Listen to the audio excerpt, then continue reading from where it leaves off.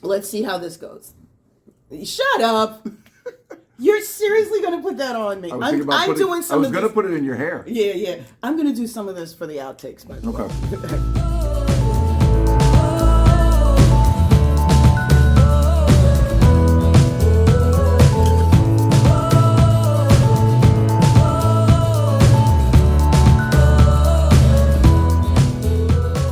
Hey there, it's Crystal Williamson, and I'm here with Chef Kyle, my brother. Hey guys. How you doing? So yeah, today is not going to be hands-on. We're going to do questions and answers, and these are questions some of our friends have asked us. That's right. So if you have a question for a future episode of What's in the Pantry with Chef Kyle, you can ask it in the comments or you can contact us directly. That's right. And if anybody needs my personal information, like my phone number or my height, then that's going to be on a separate site. And completely. your social security number, Oh, too. that's right. That's at the bottom of the page. Everybody pay attention. Absolutely. So, yep, the kitchen is bare for right now. The kitchen's behind us. That's so right. we're just going to be sitting here and talking, okay? All right. We've had a lot of friends who've asked questions, and they're from all over the world. You know, when you measure something, like it says 2 cups of something or 3 tablespoons or grams, because we have friends in different areas of the world. Is that important? Because sometimes you know how you just take something in your hand and you throw it in because you have the feel for it. So are measurements in and of themselves important? Yes. I think the biggest reason why measurements are important is because let's say you're putting something together and you've never tried certain spices or flavors or infusions before. Makes sense. And you want to put a little bit of something in just to see how it tastes. We'll use a perfect example. Let's say you've never used turmeric. Let's say you've never actually used lemon pepper. You've used basil, but you've never used it in its pure form or in its grain, its granulated, its dehydrated form. When you start adding these things into any one of your recipes or any one of your melanges or sauces or whatever it is, if you don't add a little bit at the first and then go to taste, or you've never added it before, the last thing you want to do is add too much. And now that you taste it, it's all you taste. You can always add, but you can't subtract. Right. That's the thing I remember about cooking. If you remember one of the shows we did where we did the actual oregano, that wasn't the dehydrated oregano. That was the... Oh, the essential oil. Right, that was the oregano. oil. So what is that? That's like to the power of 10. No, it's even more. They are so potent. So let's say we're talking about this much opposed to this much. That makes such a difference that's the one thing you never want to taste. Right. So measurements are not just important, but they are essential when it comes down to any recipe that you have. If you've never done it, don't try it until you're sure. Right. But if you're sure, then you can have a feel for it and you can do that. Right. And remember, guys, when I say to taste, it means the way you want it to taste. It may not be where your people, not so much as your clients, because we don't all have clients, but just your simple friends. Right. May not think that is what they want to taste. Friends and family. So you have to be able to do it for the person and for yourself. And remember, guys, you're not just cooking for yourself. Right. If you are, then congratulations. But if you are cooking for your family or anything like that, a dinner party as an example, that's when it becomes important. And it's funny because I am a little spicy, but we know people that like a lot of spice in their stuff. So I just put a couple of drops of something as opposed to just the whole thing in there. That's right. And guys, one last thing about spice though. Spice you have to be very careful with because not everybody may not have an issue with their gastrointestinal issue. That's true. But if certain spices get into their system, depending on how you've based them in your food, you'd be surprised at how the things may react, or your food or your body may react a certain way. That's true. So you have to be careful. Unfortunately, it's not like it's a menu where you go to a restaurant. But guys, very simple. If you're having a dinner party, your friends are coming over, just ask them simple things. What is it you like? What is it you don't like? And please, if somebody you think may have an allergy is coming over, don't even ask them. Nut allergies, fish allergies, very, very dangerous thing. I don't think anybody wants to walk around with an EpiPen, and I don't think you want to have one on standby just in case you get one of your friends sick. You can have one, and I know people who have certain allergies, they do have it on their personal. That's right. That's right. Because you never know. What if they come over and I didn't know about it, That's and right. then... That's right. So it's always better to be safe than sorry. Okay. So measurements, it depends. if you're used to the recipe, really, yeah, you can kind of get a feel for it. Right. But most of the time, like, go with what is asked of it. So there's this concept, and I know it's an important concept in culinary skills, called mise en place. It's French. Really, you don't know this? Okay. I know, years of French. Crystal has left the building, ladies and gentlemen. Okay. Mise en place, which just means everything in the correct place, in its place. Now, the way that we learned it in school was that all of our different ingredients that were measured out already, which is why measurements are first, and then laying them out the way you have to, were laid in the order of which they had to be added into the food, into the sauce, or into whatever it was, even in baking, but that's a different thing. We'll talk about that later. So, the reason that you mise en place and try to make sure that all your measurements are in the same size, either cup, or they're all laid out in whatever individual item that you measured them in, the main part is that now when you go from one to the second one, all you do is take that cup, stack the other one on top. Take the next one, stack it on top. And you're People done. like to use the little Dixie cups. Some people like to use ramekins. It all depends on what you have. And guys, trust me, Dixie cups, and I'm talking about even the little ones that you have the kids gargle with in the bathroom, you can buy those by the 50s and the 100s and have them all over your kitchen. Right.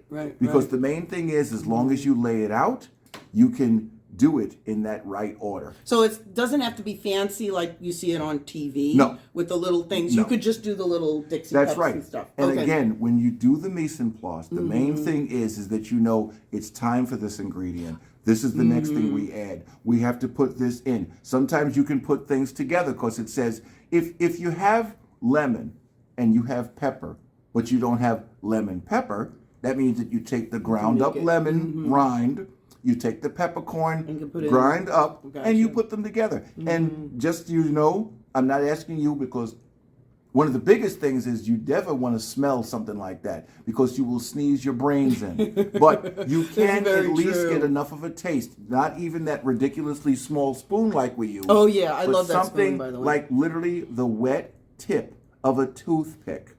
You put it into the corner, you put it in your mouth, now you know how And it then you tastes. just- Never use your finger, Right. never use your hand. That's like cross-contamination, right? Listen, I know you guys always notice that I use gloves. I only do that as an observation for anything, of course, that has to do with hygiene. It's the reason that you wear the hat. It's the reason that you keep masks over your face. If But you're you have doing no it in hair. public places, you're fired.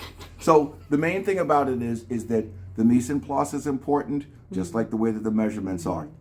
Okay, so on my birthday, on the last, well, it was a couple days after my birthday, Yes. we had a previous show, and you gave me a basil plant, Yes. which I appreciate. This thing is huge. I'll put a picture of it in, I'm telling you, it's huge. So growing your own spices, can you grow your own spices? Is this something that you encourage people to do? What do you think? Well, I can tell you, there's a couple of simple base spices that we can all do. Things like basil, of course, things like simple stuff like mint, oregano. It's basically for the things that you can add into not only different meats, dry rubs and stuff, but also sauces. Because guys, remember one thing, the reason that spices were originally created was not to cure meat, like the way salt is, or anything like that. It was basically to make a more flavored taste in all different things, whether they be of a meat form or of a liquid form. So, if we're going to make our own spices, some of the nicest ones that you can work with are, of course, the oregano, basil. Obviously, we're talking about mint. And then look at some of the other ones that you can see when you go into a farmer's market. You can always buy the plant already started, repot it, and then, of course, go from there. Go into any really good place that sells, obviously, a high-end version of produce, or look it up. Again, it's okay to look up things not only on YouTube, but obviously to find them on any of the other genres, search engines that you know. If you want to get a book about it, or Google map a book that you can go to watch these types of videos on how to actually grow these things, you don't need a lot of space. No. You don't need a big pot. Right now, my sister is using one pot that actually has now grown into 2 sizes larger. Yes. And when you see the picture And I of the live plant, in the city of New York. Right. I have an apartment, so this is the first thing I thought when you brought it for me. Oh my goodness, this thing is going to be gone Right. because I don't have enough sunlight. I don't have enough this.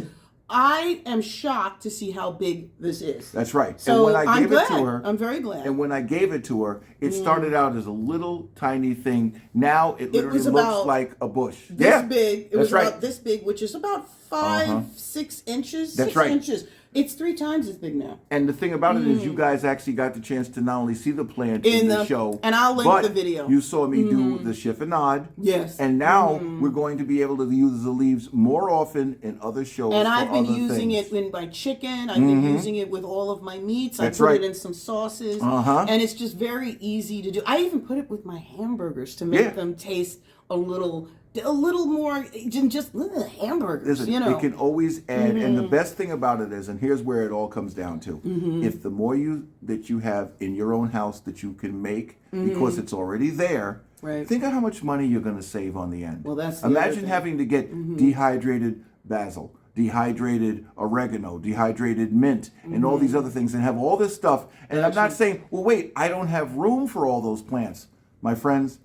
It's not as much room as you think. I have a small windowsill. It's working. And at the And end I of have the day, 3 other plants on it too. and wait, and at the end of the day, it's not only the savings, but it's the factor that it also has a nice smell in the house. It does. It really I know, gives you a great I know smell. plenty of you out there like to use what's the thing? Eucalyptus. Now, even though you can't eat that's it, true. think about how eucalyptus smells throughout the apartment, Right. whether it be in its wet stage Right. or in its dried stage. Now you do have to be careful with certain plants if you have Yes, pets. pets. Or That's a some big thing. children, little kids might touch it. So basil is okay. I don't have pets in my house. But basil is okay. Right. And it's funny because now this is another thing because I'm such a city girl. I'm starting to see like little bugs in the house. It's like, where are these bugs coming from? Oh, that's right.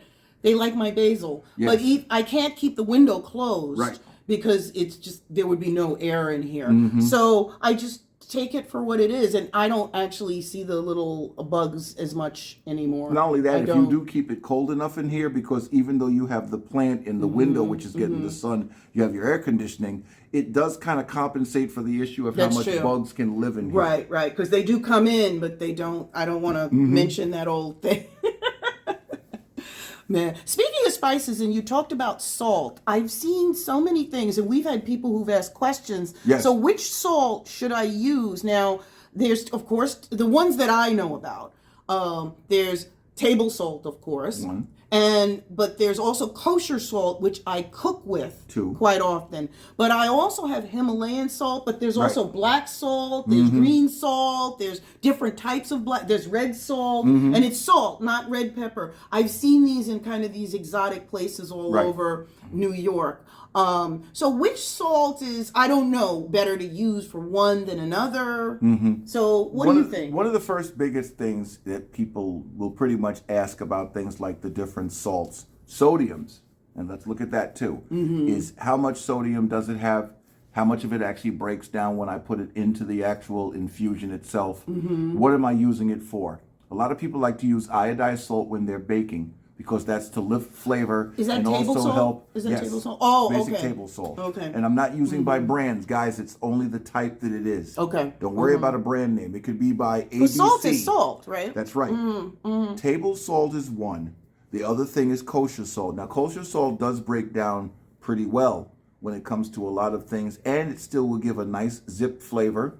Okay. Oh, okay. Now, the Himalayan also, salt. when you pinch the kosher salt, when you pinch the kosher salt, you can get a nice chunk of it. That's right. With table salt, you kind of have to put it in your Well, hand. one and thing do about this, it which is is that- fine, wait. but you can kind of do this and pinch it. But one and thing do about it. kosher salt is that the crystals are larger. That's why you can kind of That's grab why it and it's pinch easier. it Now, from what some people the do, and let's container. just talk about corn, peppercorn. Let's talk about, of course, black pepper. The reason people like peppercorn is because when it's ground up, it's finer than the way that really black pepper is. Because the problem with black pepper is that even though it's been ground, the little granules are very big. Right. And I'm sure everybody has done this, and I'll even have you challenge yourself with this. Take pepper.